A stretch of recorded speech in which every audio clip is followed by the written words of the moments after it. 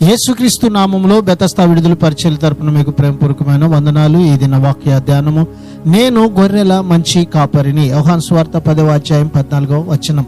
త్రిత్వములో తండ్రి కుమారుని విషయంలో ఉన్నంత వాస్తవంగానే క్రీస్తుకు గొర్రెలు, గొర్రెలకు క్రీస్తు తెలుసు. క్రీస్తు తన గురించి నేరుగా వారికి వెల్లడి చేసుకున్నందువల్ల తన ప్రజలకు ఆయన తెలుసు. ఆయనను గురించిన పూర్తి జ్ఞానం వారికి ఒక్క రోజులో వచ్చేయదు. ఆయనలో నమ్మకం ఉంచి లోబడుతూ ఉండగా క్రమేణా అది పెరుగుతూ ఉండే జ్ఞానం. యేసు ఇక్కడ ఉపదేశిస్తున్నది తన గొర్రెలందరికీ తాను తెలుసునన్న సత్యమే. మనము ఎల్లప్పుడూ ఆయనతో సహవాసం చేసేవారిగా ఉండాలని ఇది సూచిస్తూ ఉంది.